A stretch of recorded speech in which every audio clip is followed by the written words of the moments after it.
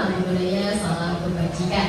Pada hari ini saya memperkenalkan diri, saya Lupiana yang akan memberikan sedikit atau lebih banyak pengetahuan tentang tujuan kegiatan kita pada hari ini untuk mewakili TT PKK Desa Sidomulyo, Kecamatan Nangabino. Yaitu dalam kegiatan, boleh Bapak Ibu, adik-adik semua lihat bahwa keluarga Indonesia sehat tanpa narkoba. Semuanya sehat tanpa narkoba? Sehat. Nah, langsung saja kita ke materi pengertian narkoba. Mungkin izin ibu-ibu, bapak-bapak yang ada di sini sudah terlihat di sini ada anak-anak, ada ibu-ibu, ada bapak-bapak, yang artinya itu anak dan keluarga menjadi salah satu tujuan yang sangat luar biasa untuk mencegah dampak dari narkoba. Mungkin ada yang bisa menjelaskan di sini adik-adiknya, mungkin sudah didapatkan di sekolah apa itu narkoba? Ada yang bisa menjawab? Ada nggak? Oh iya, silakan. Izin ya. Tepuk tangan dulu dong. Mau di depan juga boleh. Boleh jelaskan sedikit apa itu narkoba? Selamat pagi semuanya. Pagi. Perkenalkan, nama saya Wisnu Chandra, saya siswa dari SMP 2. Jadi apa yang dinamakan dengan narkoba itu adalah semacam obat-obat yang memiliki zat adiktif atau bisa menimbulkan efek kecanduan serta efek samping lainnya. Nah, narkoba sendiri adalah singkatan dari narkotika dan obat-obatan. Sekian Bu. Terima kasih. Tepuk tangan dulu dong. Hebat ya. Iya. Benar sekali bahwa narkoba itu adalah zat yang sangat berbahaya. Dia bisa berupa tumbuhan, bisa berupa juga obat-obatan. Yang mana di dalamnya itu mengandung zat kimia. Zat kimia ini adalah zat yang sangat berbahaya. Ya. Tadi dampaknya adalah banyak di sini. Salah satunya adalah merusak sistem saraf, kemudian menyebabkan perubahan pada kesadaran, suasana hati, persepsi, dan perilaku serta berpotensi menyebabkan ketergantungan. Ada banyak jenis-jenis narkoba dan pada hari ini Kak Lupi mencantumkan ada 4 jenis narkoba yang mungkin sering dipakai oleh masyarakat pecandu narkoba. Contohnya di Indonesia. Karena tema kita hari ini adalah keluarga Indonesia sehat tanpa narkoba. Dan di Kalbar, di Kalimantan Barat, ibu, bapak sudah banyak sekali pecandu narkoba. Nah, ini adalah salah satu minusnya. Banyak sekali pengguna narkoba dan banyak sekali efek dan dampak buruk yang terjadi. Salah satu jenis narkoba ada ekstasi. Ada yang tahu nggak ekstasi ini apa? Nggak tahu ya. Sekarang Pak Lupi kasih gambarnya deh. Nah, ekstasi ini seperti permen. Permennya ini lucu sekali ya. Lucu sekali. Lucu nggak? Warna-warni. Ada bentuk minionnya, ada bentuk Doraemonnya. Pokoknya dia dibuat semenarik mungkin. Nah, ekstasi ini adalah obat yang sangat berbahaya. Kenapa sangat berbahaya? Ada yang bisa menjelaskan salah satu dampak pengguna ekstasi? Apakah ada? Ada lagi? Oke, pengguna ekstasi adalah bahan kimia sintesis dengan efek kompleks yang meniru stimulan, sabu, dan senyawa halusinogen. Dan lebih banyak dikenal dengan senyawa kimia yang sering digunakan sebagai obat rekreasi yang membuat pengguna menjadi sangat aktif. Jadi ketika Bapak Ibu teman-teman melihat mungkin ada orang yang tingkahnya atau perilakunya itu melebihi batas normalnya, bisa menjadi lebih aktif. Tapi kalau aktif kayak kalian ini adalah aktif yang luar biasa.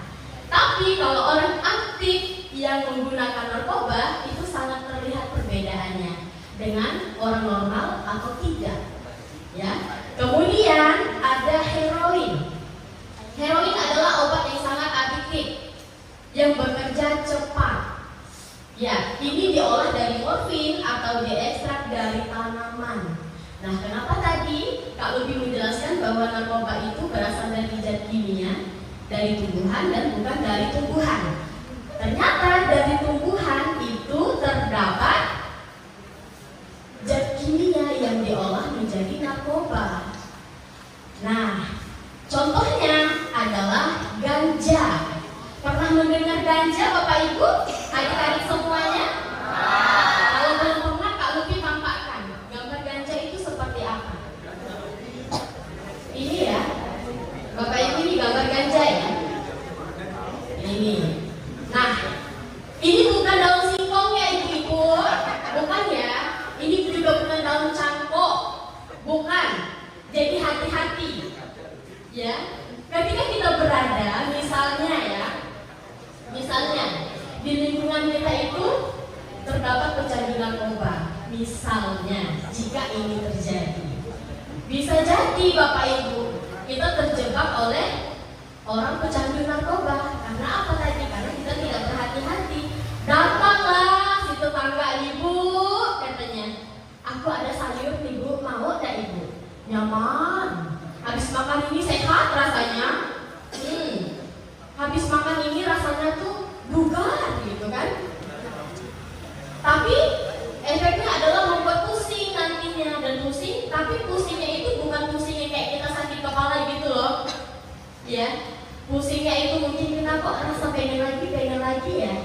Nah, lain pusing sakit kepala dengan pusing karena ganja. Kemudian ada jenis sabu-sabu. Ini adalah yang paling sering kita temui. Kalau biasa lihat di TV-TV, di berita, banyak sekali orang yang menggunakan sabu. Sabu-sabu ini berbentuk apa? Berbentuk bubuk. Jadi ini bukan gula ya Bu. Ya, kalau anaknya tiba-tiba bawa kayak gini bentuknya.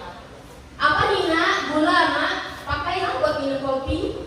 Nah kan, dibikin mamanya mabuk kan. Kemudian bukan garam juga ya Bu ya. Ini mungkin sangat sulit dibedakan karena dia berbentuk serbuk. Nah, cara penggunaannya bisa dihisap, bisa dibakar. Nah, begitu. Mungkin sampai di sini ada yang ingin ditanyakan sebelum kita melanjutkan ke faktor dampak narkoba dan lain sebagainya. Oh, silakan Ibu.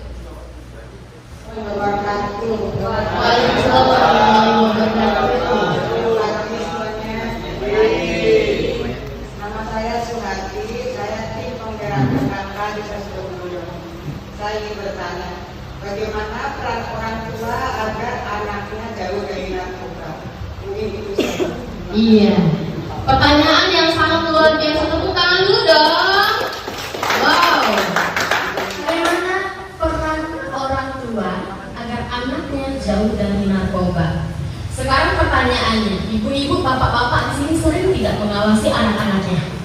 Sering nggak? Sering ya.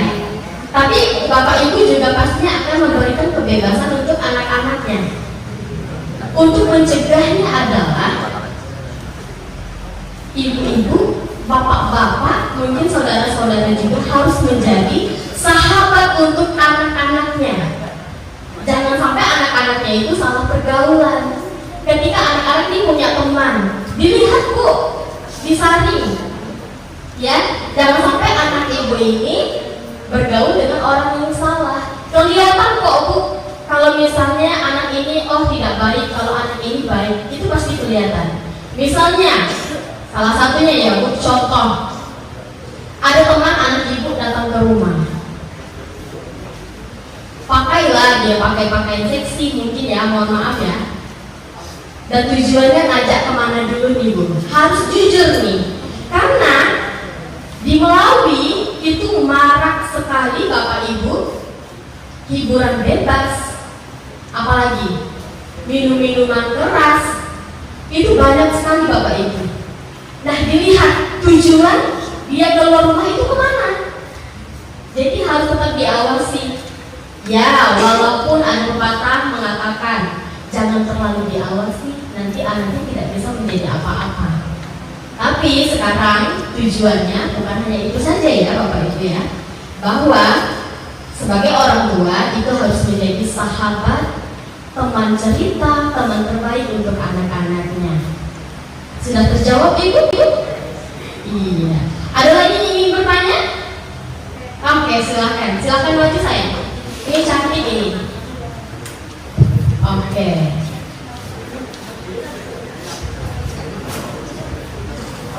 Halo semuanya, selamat pagi.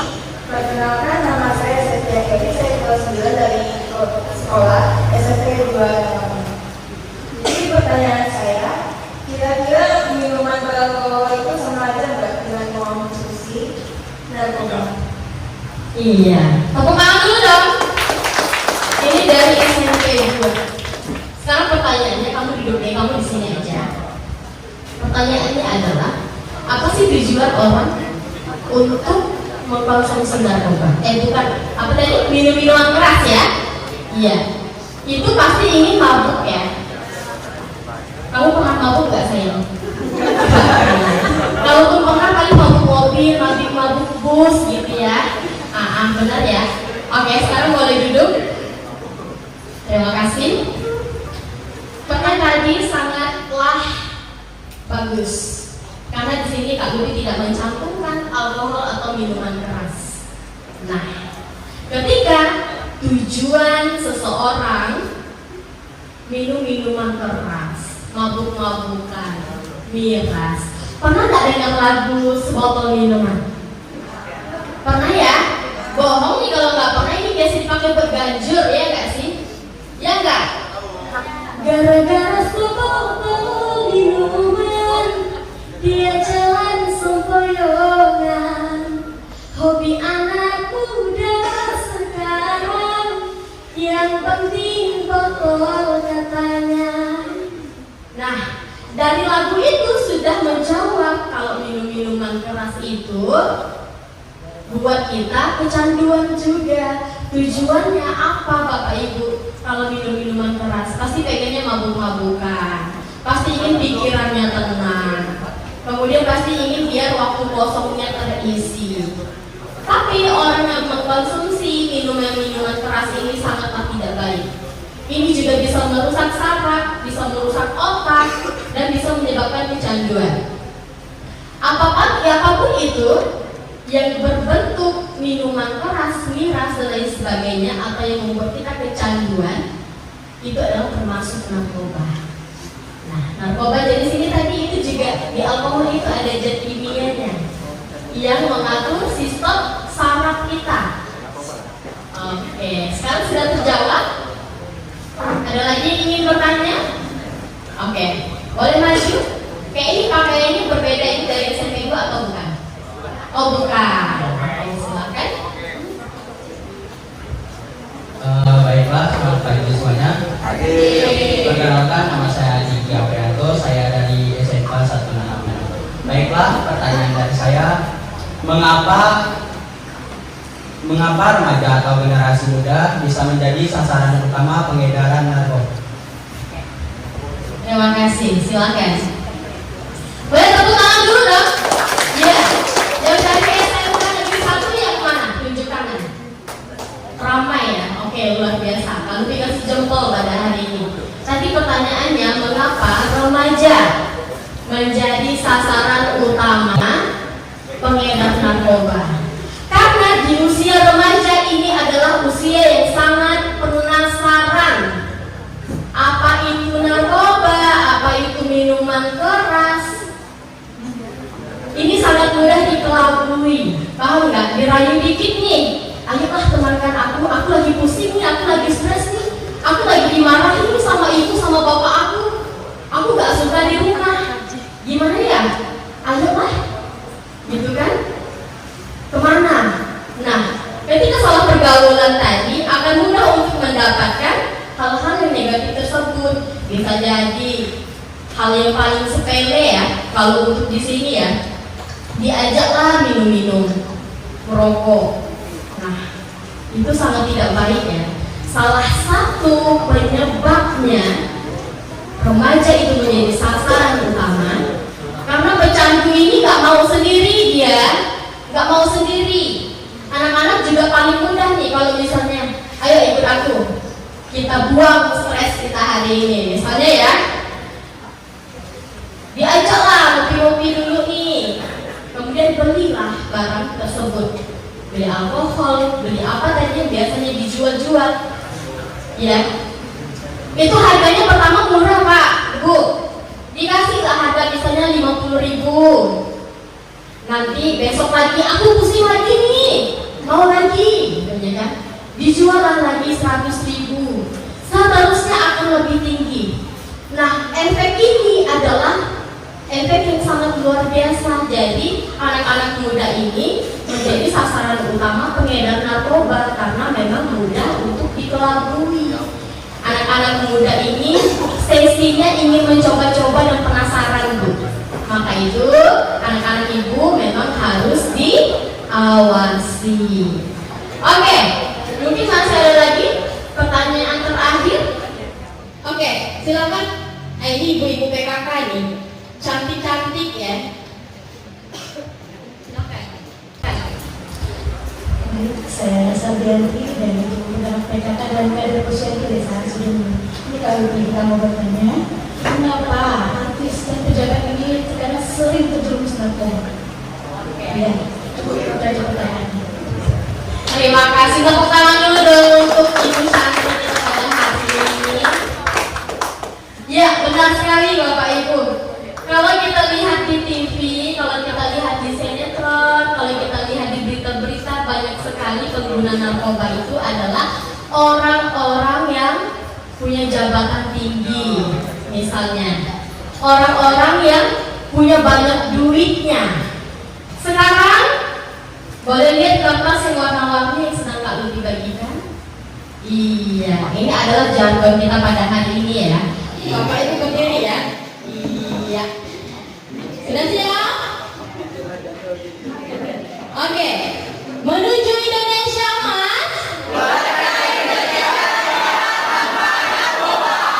Isi Indonesia.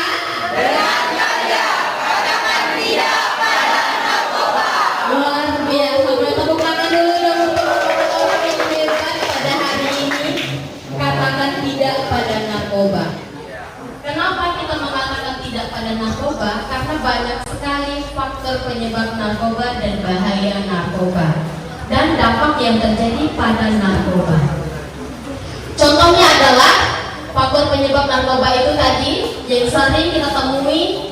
Kalau misalnya remaja, anak-anak misalnya mungkin dia tidak mendapatkan perhatian lebih dari orang tuanya, tidak mendapatkan perhatian lebih dari keluarganya, tidak diawasi dan selalu dibebasi. Ataupun anaknya mau ini mau itu tapi serba salah, tidak dibolehkan oleh orang tuanya. Ini bisa menjadi penyebab anak-anak lari ke narkoba. Nah, bahaya narkoba ini bisa membuat kecanduan. Kemudian dampak yang terjadi penggunaan narkoba ini menyebabkan peningkatan dari jantung dan tekanan darah, penyempitan pembuluh darah hingga irama jantung yang tidak teratur. Nanti kan di sini sudah kita ketahui ya bahwa narkoba ini sangat berbahaya karena bisa membuat kita kecanduan bahkan